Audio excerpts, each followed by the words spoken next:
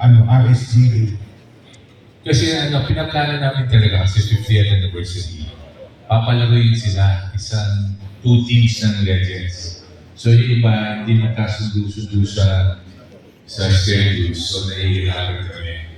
Tapos sinabi ko, magsama tayo kahit apat. Gusto ko mga walo, tig-apat. Nahihirapan din talaga sa schedules. So buti na lang pagbigyan ako ito nga pag-address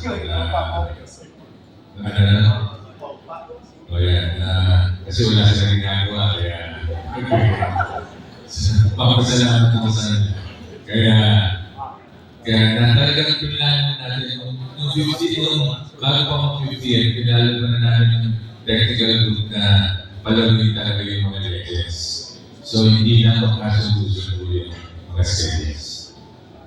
May rule ba ako na pwede sabay sila o matatay o Anytime. Coach, kahit kailan pwede din ipasok at pwede din naman yung ipasok. Okay. Kung sa All-Star Game mismo, kasi hindi ko sure na yung meron bang similar na situation? Meron din sa division niya yung leads, yung week 3, gagawin natin sa Friday, meron din sa All-Star. Sa sophomore game, nakikibig yun na pag nagaw from attempt, from free throw or an attempt, at ipato agad within 6-7 seconds quickly. So parang kapabilis. Susubukan namin yun. Kasi yung innovation ng 4-point play, sinadjust na yung gawin ng video. So yung dapat natin, tingnan natin kung masisiyan yung mga tao na pag-uusapan na ng technical community natin at yung mga coaches. At pagka makausapin din sila ng board. Kung yung shoot out, kasi may offers na so paano yung magiging regulations mo? Sa 3-point shootout, gawin tayo sa track na pag-remind ball. So, mamimili yung players kung saan nila gusto yung gagawin.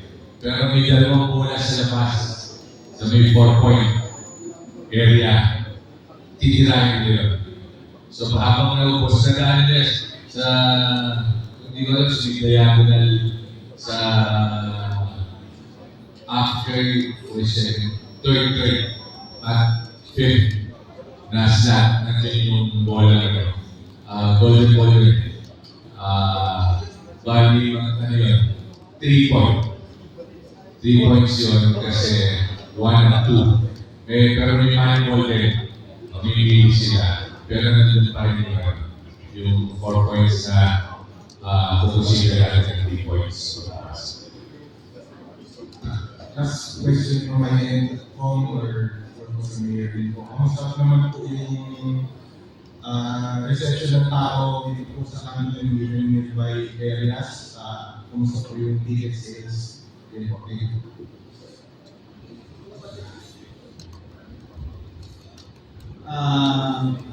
I'm sure mapupuno tayo for the sophomore and of course the main game on Sunday. With our ticket sales, we have sponsors and pinigilan naman namin yung we ask the sponsors kasi may ticket sila to the use of tickets that are given to them. At sabi, tinanong na ni chairman natin sa akin, mapupuno ba tayo bukas? Sabi ko,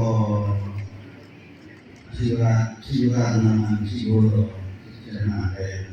Tinatandaan naman ganun to. And then, of course, this is the first, at saka yung mga from Ilocambia, Ilocos, inaasahan talaga itong All-Star Game. So, I'm sure na maraming pupunta. Sorry papasalamat ko tulad sinabi ni Mayor, papasalamat din ako sa mga sponsors na una sa Rain of Shine. Na yung ating pinangako natin, kung natatandaan sa isang preso ng PBA, na sinabi ni Vice Chairman Al Francis, ang Rain of Shine, laging makakatulong niya pagpapagay natin yung court, bibinturahan. Yun nga po, ilang courts na po ang pinapagawa ng Rain of Shine. Papasalamat po ako sa mga owners, kay Boss Raymond Louie, kay Mr. Terrique, kay Atty. Mondragon, at kay Mr. Edison sa patuloy na suporta nila sa PBA. Arena Plus na naglalagi sa atin ever since ito PBA Fantasy, Vocali Sweat, Molten, LGR, Healthy and Pure na siya may ng tubig natin. Nagpapasalamat kami niya. May sponsor din at may sponsors din Tendon Toyota. So nagpapasalamat po kami sa inyo. Kung hindi dahil sa inyo, baka hindi patuloy ang mag-start. Good afternoon po, Michael Ewan from Manila. To the players, kasi ang all-star invitation hindi parang hindi siya ganun ka seryoso. Pero parang may iba-balance yung fun at the same time competitive. And also, kasi din sisimula na yung next conference next week, nakikita niyo yung dapat na parang magandang preparation for the Michigan. Bago yun, ito yung game na to, lang seryoso. Yung North and South, sinabi sa akin ng Fidel, mga North, mga taga-South, for the last 5 North and South games, laging panalo ang North. Hindi na nanalo ang South. Ewan ko ba sa mga South kung makakabawi sila sa laro na to. At may premyo. May premyo yan tayo, meron tayong kung hindi ako nagkakamali, manita naman sa mananalo, 175,000 sa yung sa isa, 75. Meron din premyo rookie sophomore sa juniors. Di ko lang kung ano, 100 o 50 MVP. At yun, lagi naman, pero sana seryosohin nito. Nung nakaraang All-Star naman, nagtablay both North and South, and everyone was happy. Pero ngayon, na-try na mas higit na yung last All-Star event. And ano naman, pretty much medyo competitive naman eh. I-enjoy lang namin yung game.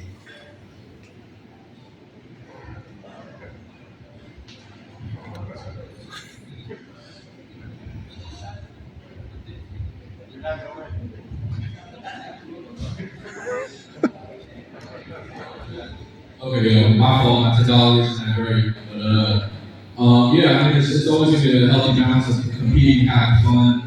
This is what this event is for. We want to put on a good product for the fans, like I said earlier. And again, it just comes down to the other teams wants to play defense for more than a couple possessions and get back on defense. So we'll find out on Sunday.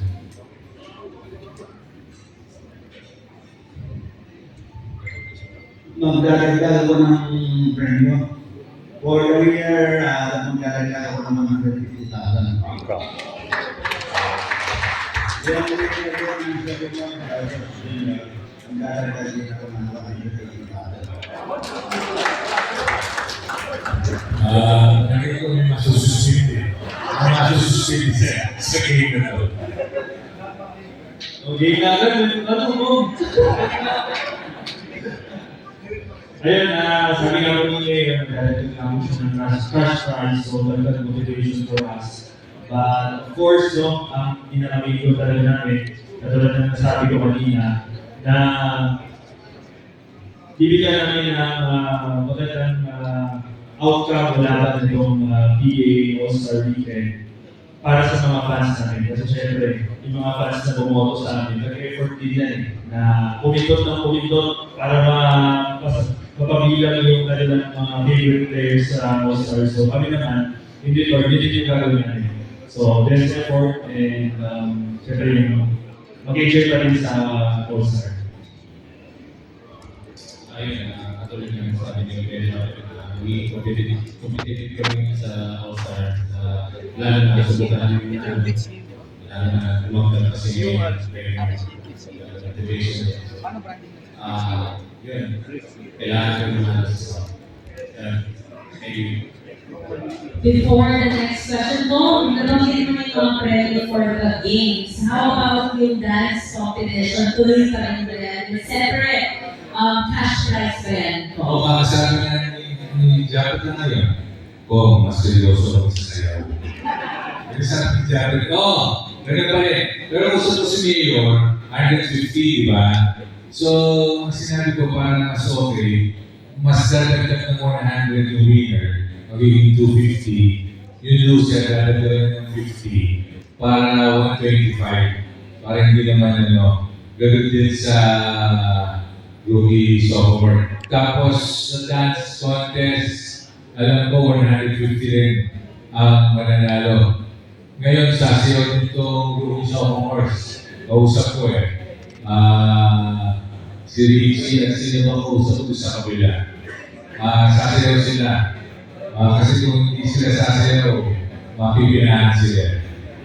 So Coach, confirm a dance battle North versus South and the rookie sophomores versus juniors. Oo. Palagi ko nga, mas magaling yung juniors at sophomores kaysa dito sa North and South. Tingnan natin. Thank you. Next question. You can also add any questions from the local media. Good afternoon, BBA. My name is Ed Galizo for a favorite question is for Japet. Japet Aguilar. Consistent North All-Star, Japet in the past, since pre-pandemic, champion na North All-Stars. Tapos, nagpandemya, yung Japet team, tabla. Then na lang 2026, dito gagawin sa Candor City. Especially so that we are in the North, with the Norte. Anong gagawin ng North All-Stars para makuha muli ang panalo sa PBA 50th Anniversary All-Star dito sa Candor City?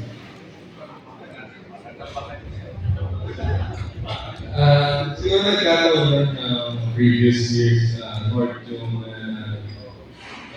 pero yun nga, sana magtuloy-tuloy yung streak kasi pag namamate, minsan kabalik na rin sa opening. Pinagyan naman ng premyo, di ba? Yeah. Isa yun sa mga magandang feeling na nananalo sa hopefully may mga kasama naman ako from the previous All-Stars so magtuloy-tuloy yung winning streak. Ay, sana doon nasa Norte kasi tayo. In addition to that, tungkol pa rin sa Norte, Coach Dayo Mendoza. Coach, I'm sure hindi po kayo sanay na nasa kabilang kupunan si Junmar Fajardo ngayon. Alam ko kung game plan, paghahanda na ginawa ng kupunan ng North All-Stars para mabigyan si Junmar Fajardo at makuha mo rin ang panalo. Dahil po sa announcement ni Mayor may gagdag premyo, nagkakaroon po kami ng viewing kung paano may double delivery si Julbar. Tapos yung rookie sophomores din, mag-ready na kayo ng TV at ayusin natin practice na lang kaya. Dahil sa gagdag announcement po ni Mayor.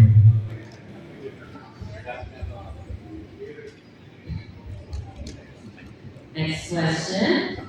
At hindi ba na, katulad na sinabi mo, sasayaw sa Coach. Alam mo maganda rin sa pangyayari nila. Pati itong mga legends sasayaw. Sa palagay ko si Bibi Di sasayaw, Aaron Santos, Big, si Randall kanta lang, pero sumasayaw yan. Yes, next question. Sa magandang hapon, naman po bilang basketball. Aside from sinabi kanina ni Mayor na kumbaga dito, ano pa yung mga ibang considerations kung bakit dito sa atin ginawa ng PBOs? Sa naranasan namin, lalo sa magandang ilang days ako dito, 3, 4, sa magandang reception na binibigay nyo sa PBA, sa magandang pagtanggap nyo sa PBA, hindi naman kami magkakamali na hindi dito gawin ng Masters. Kay Mayor, dahil nang nangyayari sports activities dito sa Cardon, sa PBA, parang tinanong, ano ba yung mga posibleng mangyari for PBA dito sa Cardon after itong PBA sa Cardon? Baka magkayo ng team si Mayor.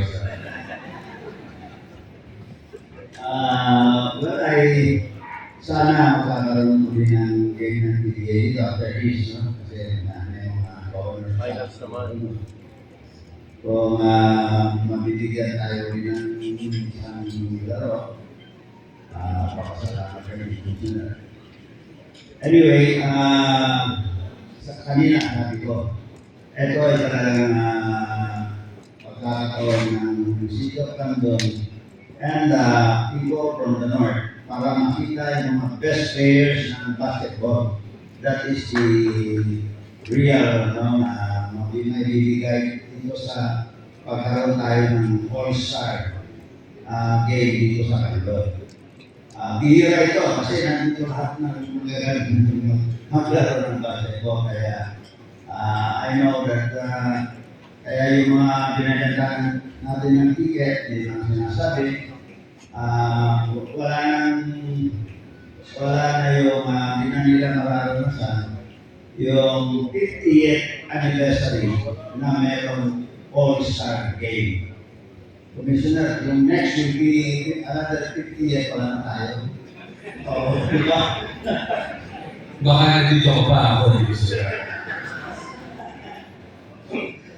Kaya kami we are really grateful that the Commissioner and the Board of Governors approved our offer to host this All-Star Game for this year.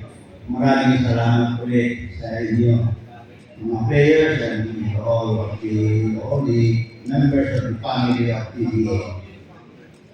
We still have room for just a few more questions. Go ahead. Sa mga players naman, ewan ko kung may nakasyada sa kanila, pero siguro meron na kung ano masasabi nila sa aming guys.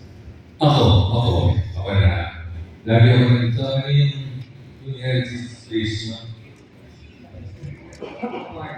Eco Park. Hindi, kung sa mga lumang, anong tawag ko sa street na yun? Resolo ko ba yun? Yun ang ganda. Yung mga players, puntahan nyo. Napuntahan namin yun, makikita nyo yung mga lumang bahay, mga bahay na bato, tapos sarap ng kaya doon. Yun ang isang napuntahan. At pinapaigit kami ni New York, pinapaigit kami, pupunta kami sa Eco Park. Mamaya ito, pupunta kami sa eskwelahan. Bukas, planting kami. May pupunta pa rin yung bukas sa aquarium. Madami. Iikot kami sa video sa Cardon. Kasama yung mga players. Any more questions? Sa mga players, gano'n kayo excited bukod dun sa usually yung games, yung mga activities din, sabi ko kanina mo, punta ka ng mga planting, tapos yung mga over sa basketball court na gano'n kayo excited for that? Hindi na sabi niyo, is a way of giving back to the fans. Okay. Excited kami makapasyal sa City of Candon. Kasi usually, pag pumupunta kami dito sa gates ginagawa namin. Anyway, Actually sa kwarto pa lang namin, pag nakikita namin yung dagat at saka yung nature,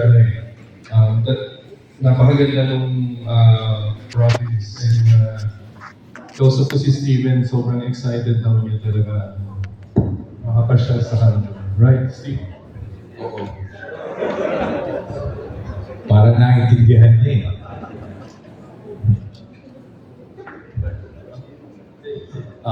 Ayun, excited. Excited kami na makakasyal dito.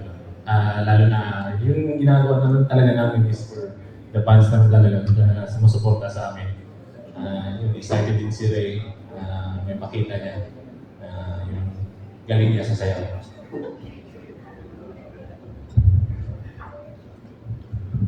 Ito mga to, sasayaw lahat sila. Ito mga nandito, pati si Dayong, sasayaw yan. Pati si Coach Sandy. Siyempre, si Sandy, hindi ko alam, pero kumakanta lang. Any more? Very good. Good with the questions? And that wraps up our PBA 50 All-Star Condon City press conference. Thank you so much to our players, our executives, our coaches, our teams. Now, I would like to ask for a group photo before we